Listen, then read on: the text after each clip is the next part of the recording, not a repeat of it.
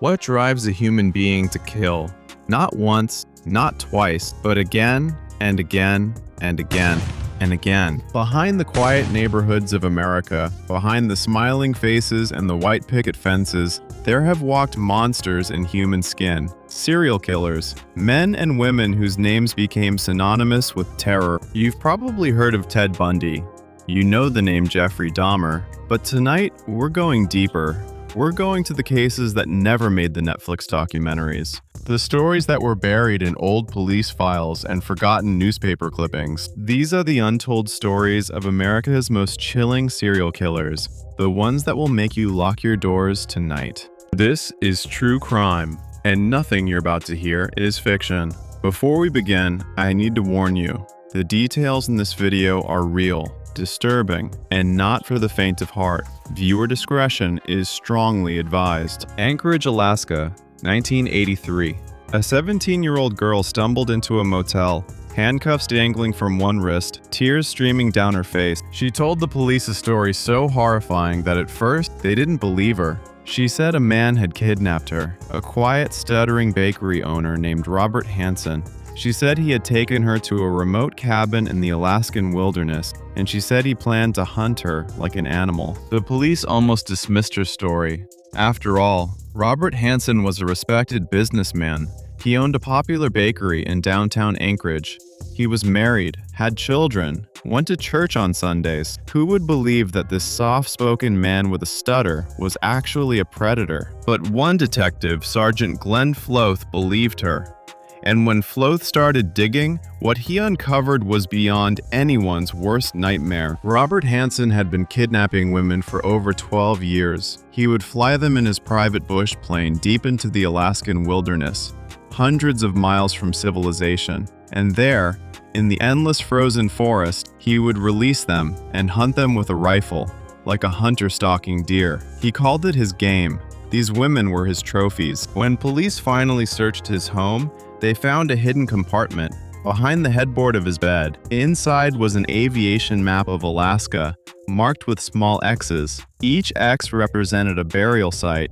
Each X was a life taken. Hansen eventually confessed to murdering at least 17 women, though investigators believe the real number could be as high as 30. Many of his victims were women living on the margins of society. Runaways, sex workers, women whose disappearances were easily overlooked. He was sentenced to 461 years in prison, without the possibility of parole. He died in 2014 at the age of 75. But here's what haunts investigators to this day. Not all of the X marks on that map have been recovered. Somewhere in the vast, frozen wilderness of Alaska, there are graves that have never been found. Women whose names we may never know.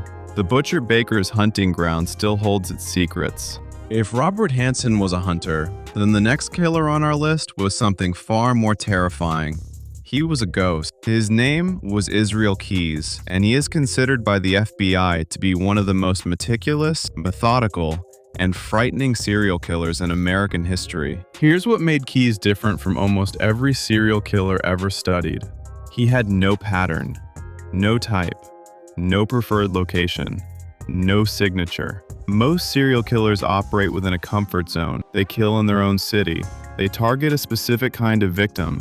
They follow a ritual. Profilers use these patterns to catch them, but Israel Keyes deliberately broke every rule in the serial killer playbook. He would fly from his home in Anchorage, Alaska, yes, the same city as Hansen, to a completely random state. He'd rent a car under his real name, drive hundreds of miles, and then he would dig up a murder kit that he had buried years earlier. Weapons, zip ties, cash, all buried in buckets in remote locations across America, sometimes years before he ever planned to use them. Then he would find a victim, a completely random stranger, someone who had no connection to him whatsoever. He would kill them, bury the evidence, drive back, return the rental car, fly home, and go back to his normal life, building houses, raising his daughter, going to the grocery store. No connection to the victim, no digital footprint, no motive that anyone could trace. The FBI estimates that Keyes may have been active for over 11 years. From 2001 to 2012, he traveled to at least 10 different states. And here is the most chilling part. We have no idea how many people he killed. Keyes was finally caught in 2012, not because of brilliant detective work, but because he made his first mistake after kidnapping and killing an 18-year-old barista named Samantha Koenig in Anchorage. He used her debit card at ATMs across the country. Security cameras captured his rental car, and the FBI traced it back to him. When they arrested him, Keyes was calm, almost amused. In interrogation, he spoke to FBI agents like he was teaching a class. He revealed some of his methods, hinted at victims across the country, and even described murder kits still buried in various states. But he played games. He would give small details, then go silent. He demanded certain conditions for his cooperation.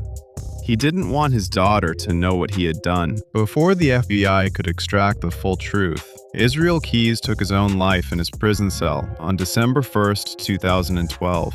He slit his wrists and strangled himself with a bedsheet. He left behind a 4-page suicide note written in blood. Some of it was a poem. The last lines read, "We, prior to the end, are the same in our situation, our eyes cold and lifeless as the dead." With his death, the locations of his murder kits, the identities of his victims, and the true scope of his killing spree, all of it was buried with him. The FBI still has an open investigation. They still don't know how many people Israel Keyes killed, and somewhere across America, buried in unmarked locations, his murder kits may still be in the ground.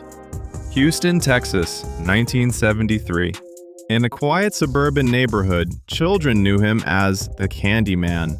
He was the friendly guy who worked at his family's candy factory and always had free sweets for the neighborhood kids. His name was Dean Corll, and behind that generous, smiling facade, he was responsible for one of the most horrific killing sprees in American history.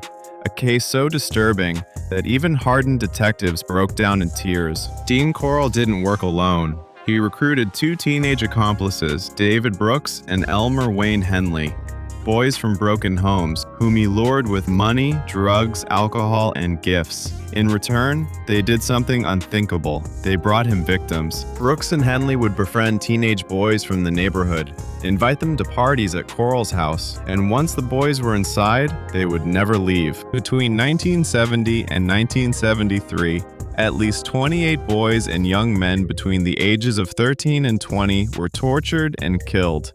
Their bodies were buried in a rented boat shed on the shores of a nearby lake and under a remote stretch of beach. For 3 years, boys kept disappearing from the Heights neighborhood of Houston. Parents filed missing person reports. They begged the police to investigate. But in the early 70s, Houston police were overwhelmed and understaffed. Many of the victims were runaways or came from poor families. The cases were filed away and forgotten. Nobody connected the disappearances. Nobody suspected the Candy Man. The horror ended on August 8, 1973, but not because of a police investigation. It ended because Elmer Wayne Henley, one of Corll's own accomplices, shot and killed Corll during a confrontation at Corll's house. When Henley called the police and told them what had been happening, officers didn't believe him at first. Then, he led them to the boat shed. What they found inside broke them. The floor was covered with sheets of plastic. The smell was unbearable. And beneath the dirt floor, they began to dig, body after body after body. 28 victims in total. It was, at that time, the worst serial murder case in United States history. And here's the part that still troubles investigators. Henley and Brooks both suggested there could be more victims. The full excavation was never completed because the city ran out of funds. Some researchers believe the true number could be as high as 30 or more. Dean Corll never faced justice. He was killed by his own accomplice. The Candy Man died with his secrets, and the families of Houston's lost boys were left with nothing but empty graves and unanswered questions. The FBI estimates that at any given time, there are between 25 and 50 active serial killers operating in the United States right now, as you listen to this. So tonight, when you lock your door and turn off the lights, remember this: the most dangerous monsters don't live under your bed. They live next door. If you found this video disturbing, informative, or both, please hit the subscribe button and turn on the notification bell. We release new true crime documentaries every week, diving deep into the cases that history forgot.